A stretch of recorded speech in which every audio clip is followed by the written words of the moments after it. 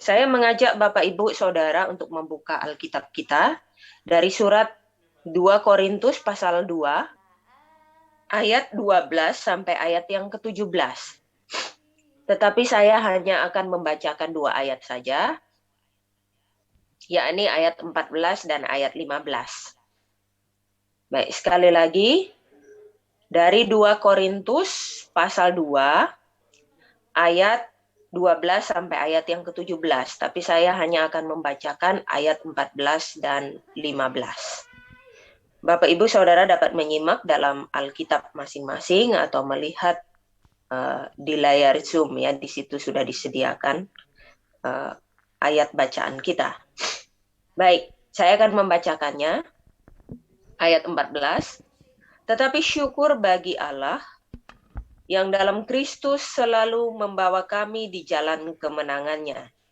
Dengan perantaraan kami, ia menyebarkan keharuman pengenalan akan Dia di mana-mana.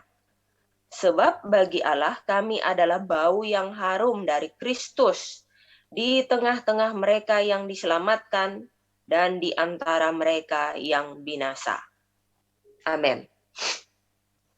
Ya, tema firman Tuhan pagi hari ini yaitu membawa keharuman Kristus. Sekali lagi, membawa keharuman Kristus. Ya.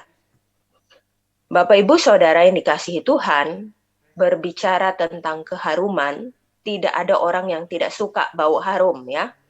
Pasti semua orang suka. Karena apa? Itu bau yang menyenangkan, menenangkan ya. Dan kalau berbicara tentang keharuman yang seperti ini, tentu ada satu benda yang tidak asing dari kehidupan sehari-hari kita, dan itu sangat dekat dengan hidup kita, yakni parfum. Ya. Jadi parfum atau minyak wangi itu mengeluarkan bau yang harum. Ya. Menurut sejarah yang saya coba cek ya tentang parfum ini, ternyata parfum ini sudah ada 2000 tahun lebih ya. Bukan hanya ada pada zaman modern, walaupun bentuknya mungkin tidak sama ya seperti sekarang ini.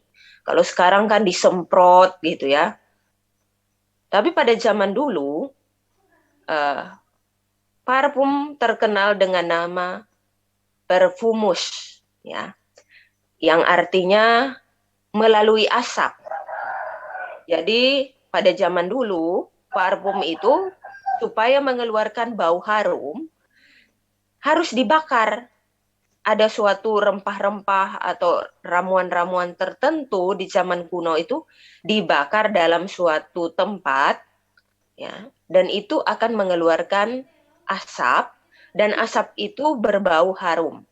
Ya, itu akan memenuhi ruangan dan orang akan sangat menyukainya. Ya, pada zaman kuno bangsa Mesir itu terkenal ya dengan perfumus ini, atau kita kenal sekarang parfum. Dan itu ribuan tahun lamanya ya. Dan seiring berjalannya waktu, parfum ini berkembang seperti pada zaman sekarang ini.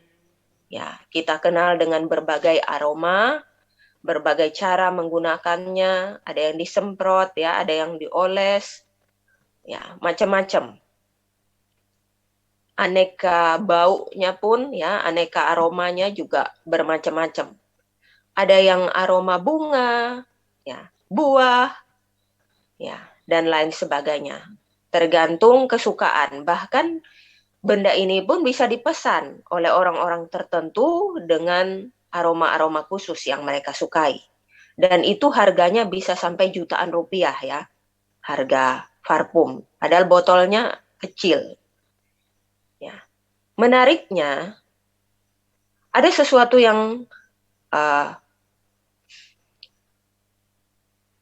berkaitan dengan parfum ya, dari perenungan yang kita baca pagi hari ini. Kenapa saya menghubungkan ayat ini dengan parfum? Ya, karena parfum sebenarnya memiliki suatu keunikan. Ya, selain dia mengeluarkan bau harum, parfum itu juga punya kemungkinan untuk mengeluarkan aroma yang tidak sedap. Mengapa saya katakan begitu? Karena parfum itu bereaksi berbeda terhadap tubuh seseorang, ya. Karena ada orang-orang tertentu yang bukan mengeluarkan aroma yang harum pada waktu menggunakan parfum, tapi bisa saja mengeluarkan bau-bau yang tak sedap. Itu terjadi karena ada orang yang memiliki kecenderungan kulit, ya, dan keringat yang sensitif. Ketika bercampur dengan parfum, maka itu bisa memunculkan aroma-aroma yang tidak enak, ya. Misalkan orang seharian bekerja belum mandi, ya. Memang paginya sudah mandi, tapi karena seharian bekerja lalu sudah berkeringat. Tanpa sadar tiba-tiba dia menyemprotkan parfum ke badannya dan bercampur dengan bau keringat. Bukan keharuman yang dihasilkan, tetapi ada bau-bau yang tidak sedap. Dan orang di sekelilingnya bisa merasa tidak nyaman ketika mencium aroma-aroma yang seperti itu. Jadi firman Tuhan pagi hari ini yang kita baca dalam ayat yang ke-15 disebutkan seperti ini. Sebab bagi Allah kami adalah bau harum dari Kristus. Ya. Jadi Rasul Paulus di sini ya mengatakan bahwa orang percaya itu adalah bau yang harum dari Kristus. Dan bau harum itu harus menyebar kemana-mana, baik di antara orang percaya atau orang yang diselamatkan maupun di antara orang-orang yang tidak percaya yang nantinya akan binasa. Nah, Paulus dalam menjelaskan hal ini ya menggunakan konteks pada waktu itu. Ya, karena ada kebiasaan ya, ketika seorang raja atau panglima perang mengalami kemenangan dalam peperangan, mereka akan selalu melakukan pawai atau arak-arakan di tengah kota dengan membakar dupa sebagai wangi-wangian yang menandakan mereka mengalami kemenangan. Jadi konteks ini yang ditarik oleh Paulus ke dalam ayat 14. Ya. Jadi ketika masyarakat ya atau rakyat pada waktu itu mencium bau harum dari arak-arakan itu, mereka akan tahu, oh raja kami, ya, panglima perang kami dan pasukannya sedang mengalami kemenangan yang besar. Karena itu bau harum dupa ya memenuhi seluruh kota. Jadi ini konteks yang digunakan oleh Paulus ya untuk menjelaskan kepada jemaat di Korintus ya bahwa keharuman Kristus kalau kita perhatikan dalam ayat yang keempat ya itu berbicara tentang kemenangan bagi orang percaya. Ya, saya akan bacakan. Tetapi syukur bagi Allah yang dalam Kristus selalu membawa kami di jalan kemenangannya. Jadi bagian ini, Paulus menggunakan satu konteks penting ya, dari kebiasaan orang di masa itu, untuk menjelaskan, kalau saja orang-orang ya yang berperang pada zaman itu menggunakan dupa, sebagai wangi-wangian yang menunjukkan kemegahan dari sebuah kemenangan, ya. Apalagi kita orang percaya, kita memiliki kemenangan yang sejati di dalam Kristus, maka bau itulah yang harus kita sampaikan kepada orang-orang di sekitar kita. Karena kalau kemenangan yang sementara itu dirayakan dengan begitu megah dan menyebar kemana-mana, lalu bagaimana dengan kemenangan kita di dalam Kristus? Ini juga harus disebarkan kemana-mana. Menjadi sesuatu yang berbau harum dan membawa kemuliaan bagi nama Tuhan. Ya. Dan dalam hal ini, Paulus menegaskan, baik dirinya maupun orang-orang percaya pada masa itu dan bagi kita pada masa sekarang ini, adalah suatu tugas yang penting, bahwa kita telah mengalami kemenangan di dalam Kristus, yakni kemenangan yang sejati itu, bahwa Kristus telah melepaskan kita dari musuh yang sangat besar, yakni kuasa kegelapan. Kita dibawa ke dalam kerajaannya yang ajaib, kerajaan yang terang, kepada hidup yang kekal. Nilai yang besar inilah yang menjadi ciri khas bagi kehidupan kekristenan kita. Dan ini yang harus disebarluaskan. Kalau tentara yang menang menyebarluaskan itu kepada dunia dan lingkungan di mana mereka berada pada waktu itu, maka kekristenan pun harus melakukan hal yang lebih besar dari itu. Menyebarkan keharuman kemenangan Kristus dan kebenarannya itu bagi dunia. Ya. Dan keharuman itulah yang kita pahami sebagai apa? Kabar baik, keselamatan di dalam Yesus Kristus yang membawa kehidupan dan damai sejahtera, bahkan sukacita bagi semua orang. Jadi orang percaya pada waktu itu, dan secara khusus bagi Paulus dalam pelayanannya, menyebarkan keharuman Kristus itu adalah sebuah kemutlakan, bukan sesuatu yang dikerjakan sewaktu-waktu, saat kita suka, saat kita ingin melakukannya. Yang ditekankan Paulus di sini adalah memproklamirkan Injil itu. Artinya mewartakan kebenaran dari kemenangan Kristus itu melalui pelayanan kita dan sikap hidup sehari-hari yang mencerminkan bahwa kita adalah orang-orang yang berkemenangan. Jadi Bapak Ibu Saudara yang dikasihi dalam Tuhan Yesus Kristus, sangat jelas ya, bahwa kabar baik itulah sesuatu yang harum, yang harus kita beritakan. Ya. Kita dituntut untuk dalam hidup praktis sehari-hari kita, maupun dalam pelayanan kita secara khusus, kita harus menjadi berkat bagi sesama dan memuliakan nama Tuhan. Ya. Memang, Paulus katakan, ini bukan tugas yang mudah. Ya. Siapa yang mau mengerjakan pekerjaan yang demikian? Tetapi siapakah yang sanggup menunaikan tugas yang demikian? Itu disebutkan dalam ayat yang ke-16. Hanya orang yang benar-benar mengalami kemenangan di dalam Kristus yang mampu menyebarkan keharuman Kristus itu bagi dunia. Ya.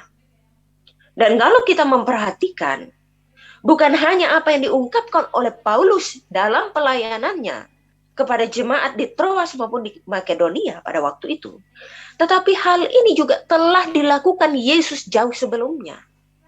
Kalau kita membaca dalam 4 Injil, ya, Matius, Markus, Lukas, dan Yohanes, di sana disebutkan bahwa selama hidupnya Yesus itu melayani, ya, dengan begitu giatnya untuk memberitakan tentang kerajaan Allah dan kepastian kemenangan di dalam kerajaan Allah itu bagi orang yang percaya. Sehingga orang-orang banyak pada waktu itu mengerumuni dia. Untuk apa? Untuk mendengarkan pengajarannya, untuk meminta belas kasihannya. Jadi pengaruh hidup dan pelayanan Yesus pada waktu itu sangat besar.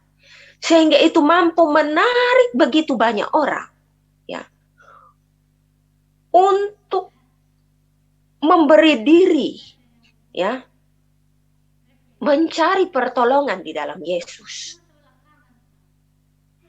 Bahkan sampai Yesus naik ke surga sekalipun, pengaruhnya masih sampai saat ini masih kuat. Di mana pengaruh Yesus itu dilaksanakan? Melalui kehidupan murid-muridnya. Kalau kita baca dalam Kisah Para Rasul pasal 2 ayat 47. Melalui kehidupan murid-murid yang saleh dan pengajaran mereka, banyak orang ditarik kepada Kristus. Bahkan disebutkan di sana juga, ketika Petrus berkhotbah, ada 3.000 orang yang memberi diri bertobat dan dibaptis, menerima Yesus sebagai Tuhan dan Juru Selamat secara pribadi. Bahkan juga disebutkan dalam Kisah Para Rasul pasal 4 ayat 13. ketika Yohanes dan Petrus berdiri, ya, melakukan pembelaan mereka di hadapan mahkamah agama pada waktu itu, semua orang mengenal mereka sebagai orang yang berwibawa, yakni mereka adalah pengikut Yesus. Ya. Jadi kita dapat memahami bahwa di sini sikap dan tingkah laku dari murid-murid maupun jemaat gereja mula-mula menandakan bahwa mereka adalah pengikut Kristus yang sejati, dan melalui pelayanan mereka membawa keharuman Kristus itu dan menarik banyak orang untuk percaya. Contoh sederhana, ya, bicara tentang ketertarikan orang terhadap bau-bauan atau aroma, ya. Kalau kita jalan di suatu tempat, ya, misalkan di mall, ya. Kita kalau jalan di mall seringkali cium bau roti, ya, Bapak Ibu. Kalau cium bau roti itu biasanya, wah, harum gitu ya baunya, aromanya gitu, menggugah selera. Dan itu menarik. Akhirnya orang ingin membeli roti itu karena apa? Aroma yang dikeluarkan dari roti itu sudah menarik perhatian orang untuk ingin membelinya. Jadi dari contoh keseharian ini, saya menyadari bahwa selayaknya kita tertarik terhadap makanan jasmani ini tadi, ya, roti, yang hanya karena aromanya yang sedap dicium oleh hidung kita, itu memberikan pengaruh sehingga kita membelinya. Demikian juga dengan kehidupan kekristenan. Kalau kehidupan kekristenan itu sesuatu yang menarik bagi orang-orang di sekitar mereka, di sekitar kita, ya, maka itu akan dengan pasti membawa orang untuk penasaran, setidaknya bertanya, siapa Yesus itu? Ya. Bagaimana kekristenan itu? Apa bedanya kekristenan itu dengan kepercayaan yang lain? Dan dari ketertarikan itu, orang akan belajar tentang Yesus, tentang siapa juru selamat kita itu. Sehingga dalam waktu yang Tuhan tentukan, seizinnya Tuhan, oleh karya Roh Kudus, seseorang bisa percaya kepada Tuhan. Bukan karena hebat dan kuatnya kita, tetapi karena Allah memakai kita sebagai alat yang menyebarkan bau keharuman di tengah-tengah kehidupan praktis sehari-hari kita dan dalam pelayanan. Jadi Bapak Ibu Saudara yang dikasihi di dalam Tuhan Yesus Kristus, apa yang ditekankan oleh Paulus di sini, dia bukan hanya menasehati jemaat, ya, di Korintus tentang kenyataan pelayanan yang dia kerjakan di Troas dan di Makedonia, tetapi dia menunjukkan pertanggungjawabannya terhadap pelayanan yang dia kerjakan. Bahwa dia bukan mencari keuntungan untuk dirinya sendiri. Karena orang bertanya, jangan-jangan Paulus ini dan rekan-rekan sekerjanya melakukan pelayanan ini dengan motivasi yang lain dan mencari keuntungan pribadi. Tapi Paulus melalui penjelasan ayat ini menegaskan bahwa pelayanan yang dia kerjakan dan orang-orang percaya seharusnya melakukan hal yang sama, yakni menyebarkan keharuman Kristus. Membawa supaya orang tertarik kepada Kristus, bukan tertarik kepada pribadi Paulus. Ya. Jadi penekanan ini, ya, apa yang disampaikan oleh Paulus ini harusnya juga menjadi perhatian kita bersama. Seperti apa kita hidup dan melayani sampai hari ini? Apakah melalui kehidupan sehari-hari kita dan melalui pelayanan yang kita kerjakan, kita telah menyebarkan keharuman Kristus? Ataukah kita mengeluarkan reaksi yang lain? Bau atau aroma yang lain. Bukan keharuman Kristus yang keluar, tetapi bau busuk. Bau atau aroma yang tidak sedap yang dikeluarkan dari hidup dan pelayanan kita. Karena apa? Kebenaran Injil itu telah terkontaminasi oleh hal-hal yang lain. Kalau tadi saya bilang parfum bisa berubah dari bau harum bisa menjadi busuk ketika bercampur dengan keringat atau reaksi-reaksi yang tidak normal dari tubuh kita. Nah, kita tidak bisa mengesampingkan hal ini. Selain Paulus menjelaskan bahwa kita harus mengeluarkan bau keharuman Kristus, Juga di sini tersirat di balik pernyataan itu supaya kita berhati-hati dengan hidup ini. Supaya jangan sampai yang seharusnya keharuman Kristus itu yang keluar, justru sebaliknya yang keluar aroma yang tak sedap, bau kematian, bau kebusukan yang dikeluarkan. Mohon maaf.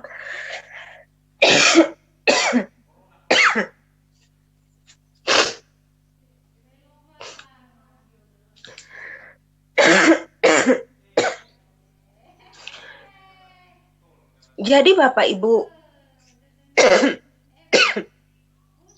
saudara yang dikasihi Tuhan, hal ini mungkin saja terjadi. Karena apa? Karena kebenaran yang kita pegang itu tidak sepenuhnya kita hidupi. Ya. Injil Kristus yang seharusnya tidak bercampur dengan yang lain, kita campur. Ya. Terkontaminasi oleh hal-hal yang tidak sejalan dengan kebenaran Injil itu. Misalnya, kita masih terus tinggal dalam kebiasaan-kebiasaan hidup lama di dalam dosa yang tidak mau berubah. Kemudian ada orang yang tinggal dengan motivasi pelayanan yang salah. Sikap-sikap hidup yang tidak menjadi berkat. Menjadi orang Kristen yang munafik. Ketika berada di tempat yang rohani, kita terlihat hidup begitu rohani. Tetapi ketika kita kembali ke dalam kehidupan praktis sehari-hari dan orang melihat, kita menjadi begitu rohana, bukan rohani. Nah, ini sesuatu yang apa? Mengkontaminasi Injil Kristus itu, sehingga menghasilkan aroma yang tidak sedap. Bau yang ditimbulkan bukan membawa keharuman surga, tetapi membawa kepada kematian. Karena apa? Melihat cara-cara hidup dan pelayanan kita yang tidak sesuai dengan kebenaran Injil, maka orang akan berpaling dan menjauh. Sehingga mereka menjadi tidak percaya, dan itu akan membawa orang kepada kebinasaan.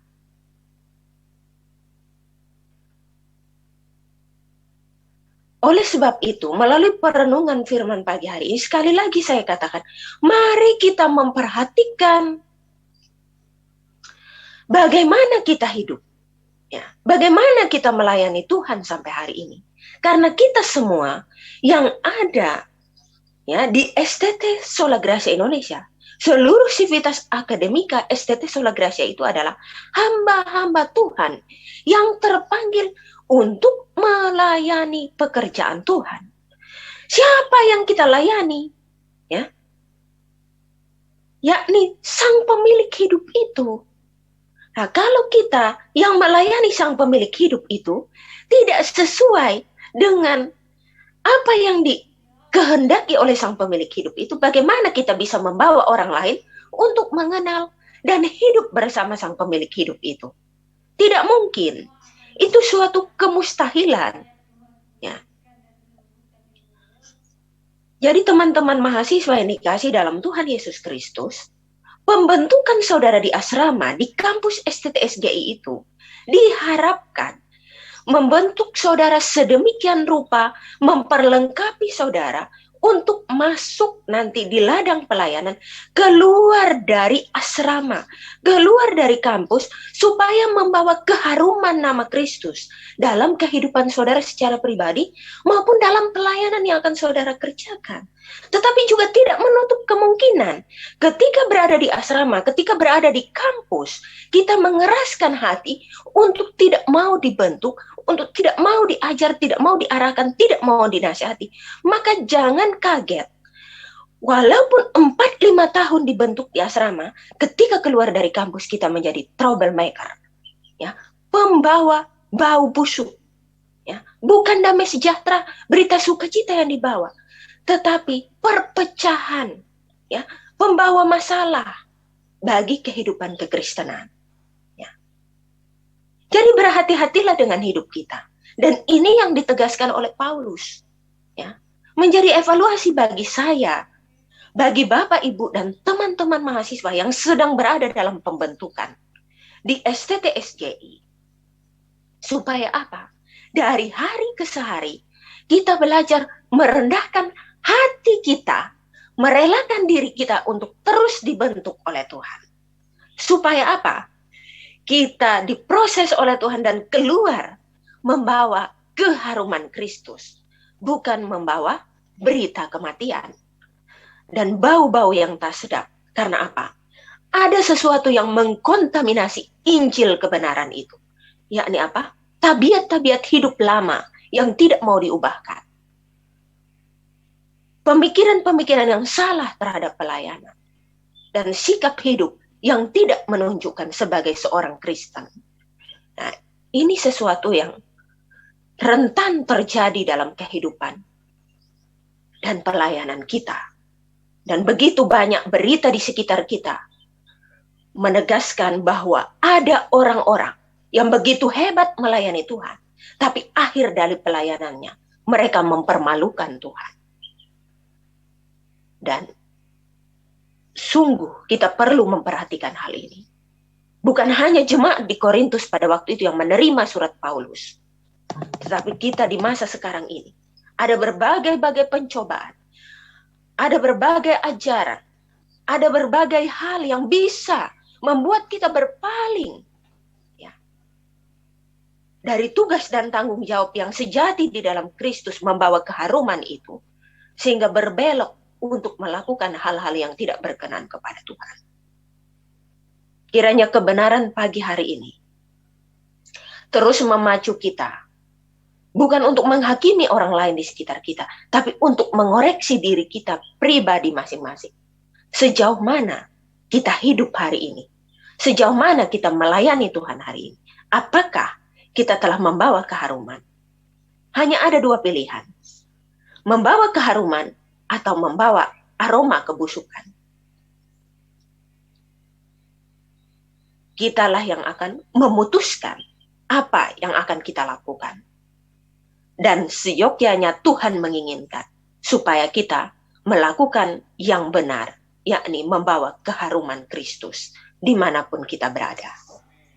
Kiranya kebenaran ini memberkati dan terus memotivasi kita untuk giat di dalam iman dan di dalam pekerjaan Tuhan.